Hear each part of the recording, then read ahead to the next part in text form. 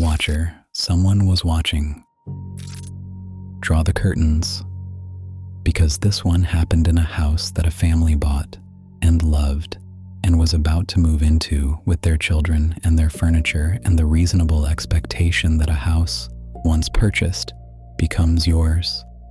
That the address on the deed is a statement of ownership and therefore of safety. That the walls enclose a private space that belongs to the people who paid for it. The Broaddus family learned in the summer of 2014 that a house can be watched so thoroughly for so long by someone with such deliberate and patient intention that the question of who the house belongs to becomes genuinely complicated. They never spent a night inside it. Part 1. The House. 657 Boulevard is a large Victorian-era home in Westfield, New Jersey. A town that has appeared in this collection of stories before, in a different context and a darker one, and whose quiet, tree-lined streets and good school districts and commuter rail to Manhattan have always suggested a particular kind of safety that the town has not always been able to guarantee. The house itself is substantial. 6 bedrooms, a large lot, the specific architectural character of late 19th century American domestic construction, wraparound porch, high ceilings, the kind of craftsmanship that the era produced when it believed houses should outlast the people who built them. It had been owned for over 20 years by a couple named John and Andrea Woods, who had raised their family there, maintained it carefully, and sold it in 2014 to Derek and Maria Broaddus for $1.3 million. The closing was June 2nd, 2014. The first letter arrived June 4th. It was addressed to the new owners. It was signed The Watcher, and its opening lines established, with a calm that was itself deeply unsettling, the terms of what would follow. The letter writer explained that 657 Boulevard had been under his family's watch for decades, that his grandfather had watched it, that his father had watched it, that it was now his turn to watch, that the house called to him, that he needed to know. And this is the specific phrase, quoted in the legal documents that would eventually follow, whether the new owners had found what the house was waiting for. The Broadduses called the police. The police took the letter seriously. The letter writer was never identified. Part 2. The letters. Over the following weeks, additional letters arrived. They were composed in a style that investigators and the journalists who later covered the case consistently described as disturbing, not because of explicit threats. The letters contained almost no direct threats in the conventional sense, but because of their intimacy, their knowledge, their patience. The writer described the house in terms that made clear he had spent significant time observing it, inside and out. He referenced specific architectural features of the interior that were not visible from the street. He described a basement space in terms that implied familiarity with rooms the Broadduses had barely had time to explore themselves. He wrote about the house as a living thing, as something with needs, something that had been waiting for the right family, the right children, to fill it. The letters asked repeatedly about the children, whether there were young ones, whether they were in the house. He referred to them in a letter as young blood. He wrote that the house had been waiting for young blood for years and asked whether the Broadduses had brought it what it needed. The FBI was contacted. Handwriting analysis was performed on the letters. The results were not publicly disclosed in their entirety, but investigators confirmed they believed the writer to be a single individual and that the letters were genuine, not a prank, not a staged event. The Broadduses did not allow their children to sleep in the house. They did not move in. They stayed away and waited for an arrest that did not come. Part 3. The investigation. What the investigation produced, over months of work by Westfield Police, the Union County Prosecutor's Office, and the FBI, was a profile of the letter writer that was specific in some respects and entirely without resolution in others. The writer knew the house. That was certain. The interior references in the letters could not be explained by a person who had only observed 657 Boulevard from the outside. Either the writer had been inside the house at some point, during a prior open house, during the period between the sale and the closing, in some capacity that left no traceable record, or they had obtained detailed information about the interior from another source. The prior owners, the Woods family, became part of the investigation. They denied knowledge of any watcher during their 20-plus years of residence and denied receiving any letters before the sale. Some investigators found this difficult to reconcile with the letter writer's claim that his grandfather and father had also watched the house, a multi-generational observation that would presumably have predated the Broaddus' ownership. The Woods family was not charged with any crime. The investigation found no evidence of their direct involvement. A neighbor was identified as a person of interest at one point. This was reported in the press and later disputed. No arrest was ever made. In 2017, investigators announced they had identified a suspect, a Westfield resident whose family had connections to the neighborhood.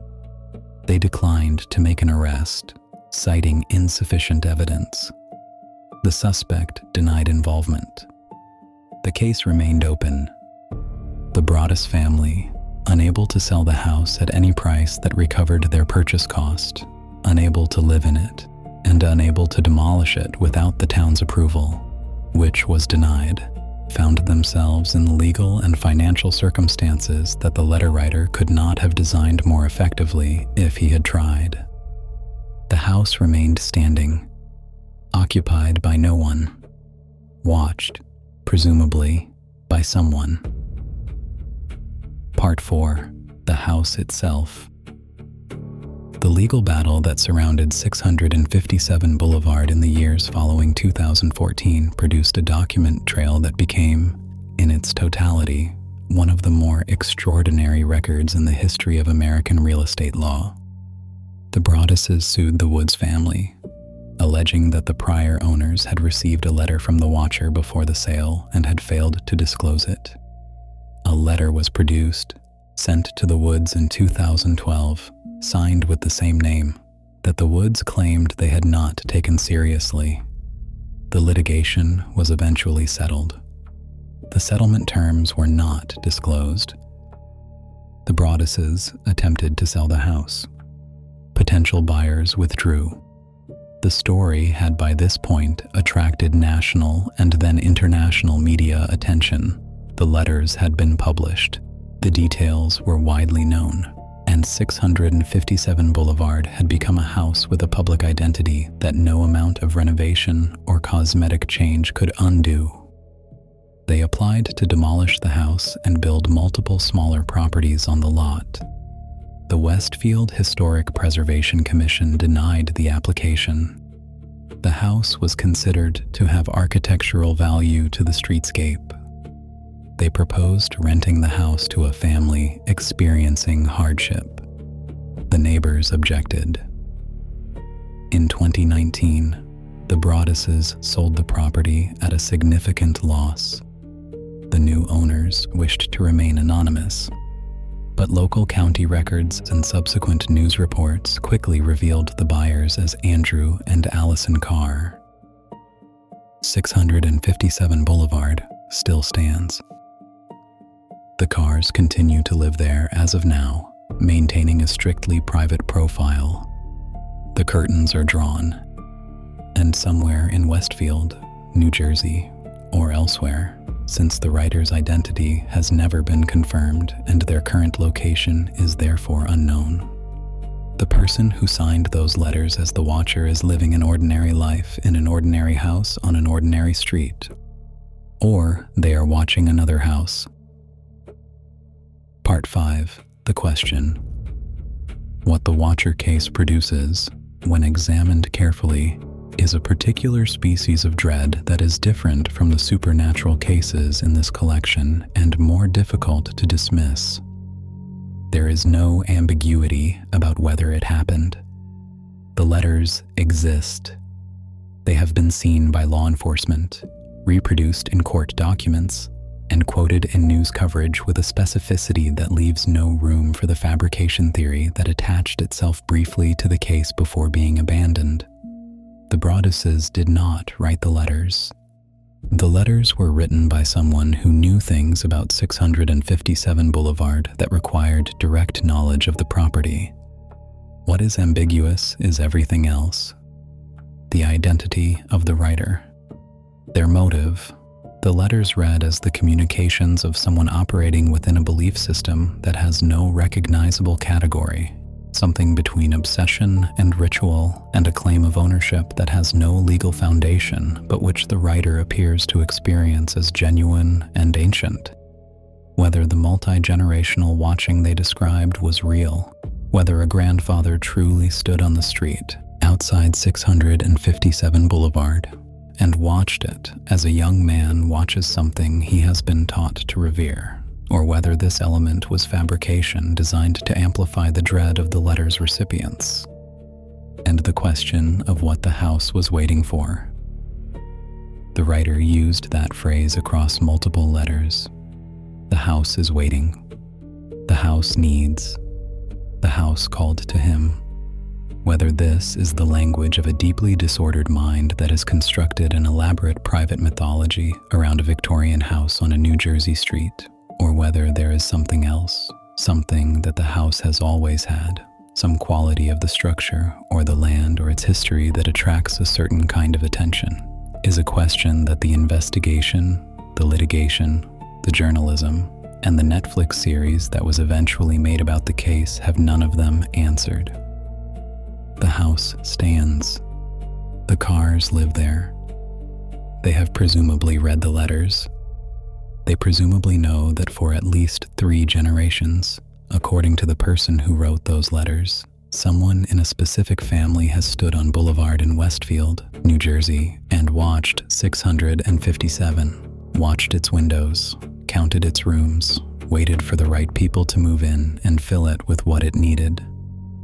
And the question that the current residents of 657 Boulevard face every morning when they open the curtains, a question that the Broadduses faced and could not answer and eventually paid $1.3 million to walk away from, is whether the person who signed those letters as the Watcher considers the house's current occupants to be what it was waiting for, or whether the watching continues.